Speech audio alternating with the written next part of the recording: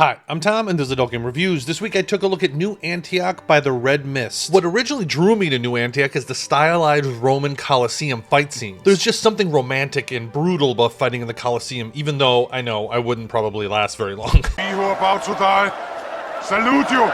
Does New Antioch capture the romance and brutality of movies like Gladiator, or should it be put to a quick death? Let's find out. First, if you want more custom content, you can check out my Patreon and Subscribestar. I started in October with an exclusive review of Euphoria, and for November, my backers voted on an exclusive compilation video. So if you're interested in supporting me or the channel, you can go to patreon.com/adultgamereviews, or if you prefer Subscribestar, the link is in my link tree. In New Antioch, you play the male MC nicknamed Dreadwolf. You're the tip of the spear for an island nation of Aquapalma, a vassal of the Roman Empire stylized New Antioch. And things aren't all sunshine and rainbows between the two countries. New Antioch has all the best technology, food, and resources, and everyone else is left lacking. Your job is to gather technology before New Antioch gets their hands on it, so you're kind of like a desert stalker, but the island nation version. Visually, New Antioch looks really good. Early on, you do have some odd faces that pop up every once in a while, but for the most part, I think the visuals fit perfectly with the setting. All the different melding of tropes and themes allows everything from more dated clothing to even more modern day styles to not feel out of place. I gave the game The Curse of the Pearl Necklace a hard time for the clothing and backgrounds not always fitting the setting. Interestingly, The Curse of the Pearl Necklace makes a cameo. However, in New Antioch, the story really allows for a lot of freedom with the variety of visuals. Moving on to the audio. The audio is fine.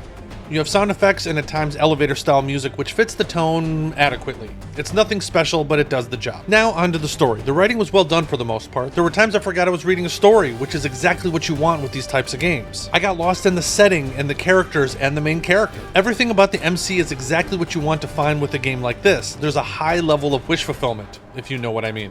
Not X-Men big, but chick flick big.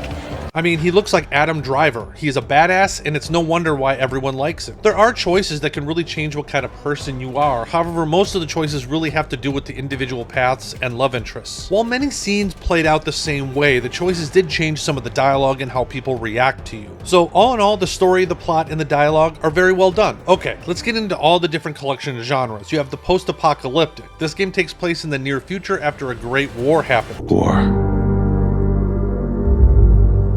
War never changes. You have mystery, the mystery of who you are and why humans are dying off. You have political intrigue, from basically the political structure of the Romans, the royal family, and the Senate. Are you not entertained? Are you not entertained? You have the Vikings, which are Northmen. You have Fallout, where there are vaults and technology. You can secure your family's future by reserving a spot in a state-of-the-art underground vault from Vault-Tec. And then there's Warhammer 40k with magic and some darker themes. I am sure that I missed some, but these are the ones that stood out to me. There's so much here, and it just kind of works. I think the largest of all the genres is the not-so-subtle nod to Dungeons & Dragons or Pathfinder. Eventually, you and your party set off on an incredibly important mission. You have the fighter, the rogue, the scholar, the mage, and you. I'm still not exactly sure what class you're supposed to be. I'm thinking rogue or fighter, but I could be wrong. I honestly love all the characters, and building relationships with them has been a lot of fun. Even the D-bag Enzo is interesting to have in the game as a wild card. There was just enough character development with all the characters to make each relationship worthwhile. Any less, and the relationships would feel hollow. I'm pretty happy with the balance between character development and action. Any more in either direction, I think the game's consistent pacing would be thrown off. So what did I think? I absolutely loved New Antioch, so this is a play